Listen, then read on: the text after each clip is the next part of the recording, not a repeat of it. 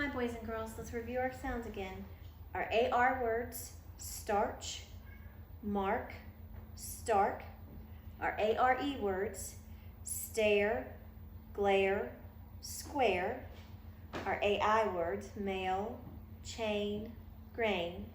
And our AIR words, hair, chair, flare. One more time. Starch, mark, stark. Those are all just AR. ARE, stare, glare, square. AI, male, chain, grain. And our AIR, hair, chair, flare.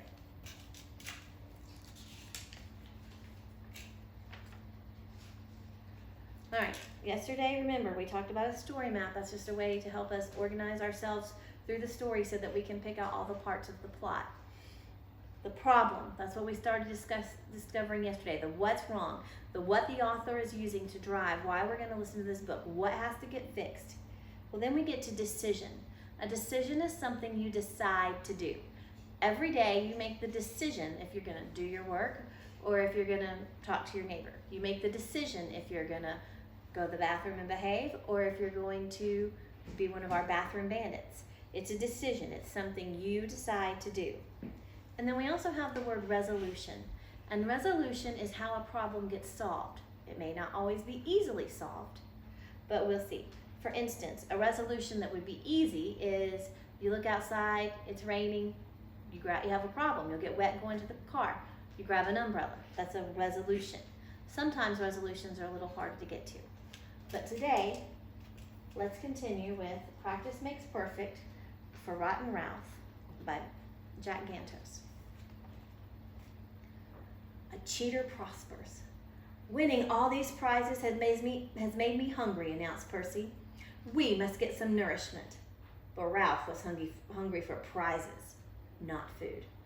Okay, Ralph, Sarah said, while Percy and I get a snack, why don't you keep playing? Remember, if at first you don't succeed, try again.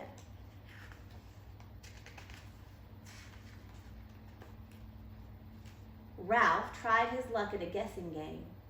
He guessed wrong. He tried to toss ping pong balls into fish bowls, but the balls bounced away. Ralph was tired of losing. Next time, he thought, I will give myself a little extra help. The kind of sneaky help when nobody is looking. Sounds to me like he's going to cheat. That's a decision. When he rode the carousel, he used a sticky candy apple to snag the brass ring. He won a stuffed shark. This is more like it, he said. At the target practice game, he squirted the owner in the eyes, then knocked over all the targets by hand. He won a stuffed elephant. Sarah will love this prize, he thought. Uh-oh, I'm going to make another inference here. The character's called Rotten Ralph. Rotten means bad, and he's really behaving badly. So I think the author has chosen to invent a mean kind of character so that mean couldn't be real. The author and the illustrator probably wanted us to laugh at Ralph a little bit. Then Ralph cheated at the go-kart races. At the starting line, he popped everyone's tires with his claws. He won a giant trophy for coming in first. Ralph held the trophy above his head. I love winning prizes, he shouted, and Sarah loves a winner. The comeback cat. When Sarah returned with Percy, she found Ralph staggering under the weight of all his prizes. These are for you, Ralph said.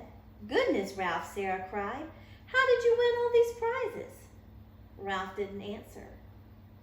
Did you play fair and square? Ralph hung his head. Oh, for shame, cried Percy. You know what you have to do now, Sarah said. Ralph knew. It says that Ralph was staggering under the weight of all his prizes. I know that staggering means walking really stiffly. So I'm going to make a visual image here.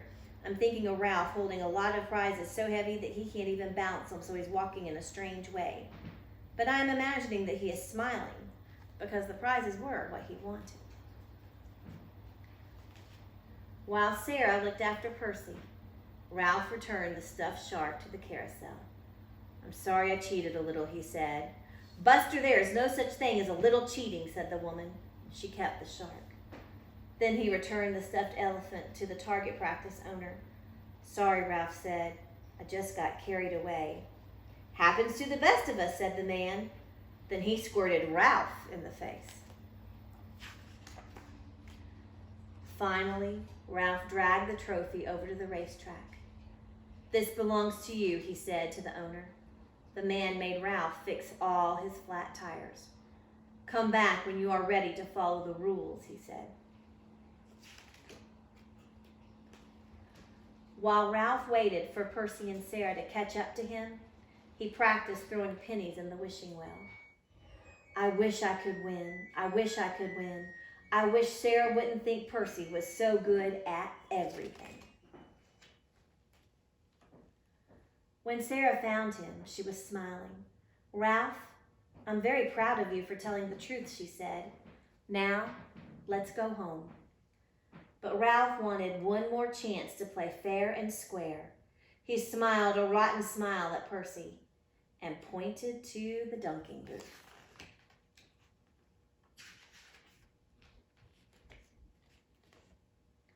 Oh, Ralph, said Percy, you are a glutton for punishment. This really isn't fair since I'm so much better than you. Then prove it, said Ralph. He climbed out onto the dunking seat, but Percy was pooped after his big day. He missed all 3 times.